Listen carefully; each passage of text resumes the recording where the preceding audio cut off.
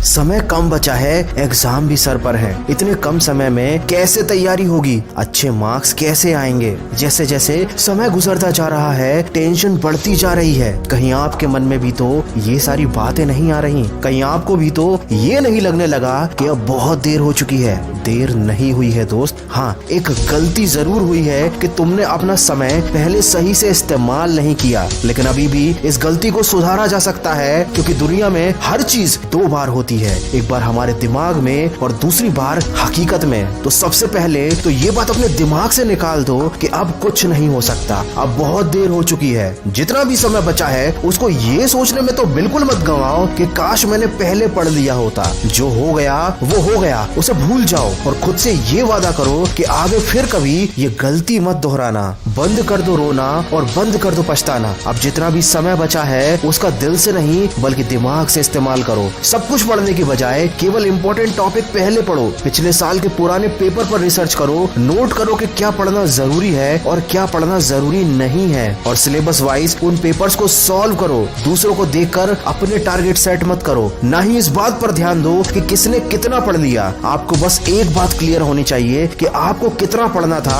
और आपने कितना पढ़ लिया। अगर पढ़ते समय नींद आए तो 5 मिनट के लिए घर की छत पर टहलने चले जाना और अपनी किताब जरूर साथ में ले जाना। मैं 100% गारंटी देता हूँ कि नींद भाग जाएगी। आप जिस भी टॉपिक पर कंफ्यूज हो रहे हैं उसको टिक करके अलग रख लीजिए। जब आपकी पढ़ाई खत्म हो जाए तो इस टॉपिक को इंटरनेट पर या अपने किसी बड़े भाई बहन या दोस्त से पूछ लीजिए, लेकिन उस टॉपिक के बारे में सोच कर अपना टाइम बिल्कुल भी खराब ना करें। एग्जाम हॉल में जाने से पहले अपने किसी भी दोस्त से किसी भी टॉपिक को लेकर डिस्कस ना करें, ना ही खुद को जज करें, क्योंकि यहाँ आपका कॉन्फिडेंस लेवल गिर सकता है या आप कंफ्यूज भी हो सकते हैं। जैसे मोबाइल पर गेम खेलते समय जब तक गेम कंप्लीट नहीं हो जाता सारा ध्यान, सारी इच्छा शक्ति और सारा फोकस उसी गेम पर रहता है, वैसे ही ध्यान और वैसे ही फोकस अब पढ़ाई में लगाना है। चाहे नींद आए या तूफान आ जाए, नजरें किताब से हटनी नहीं चाहिए। लाखों में एक बंदा IAS बनता है, हजारों में एक बंदा अच्छी बॉडी बना पाता है, क्योंकि ये लोग दर्द सहते हैं, तकलीफ सहते हैं। इनका फोकस अपने लक्ष्य से नहीं हटता, इनका ध्यान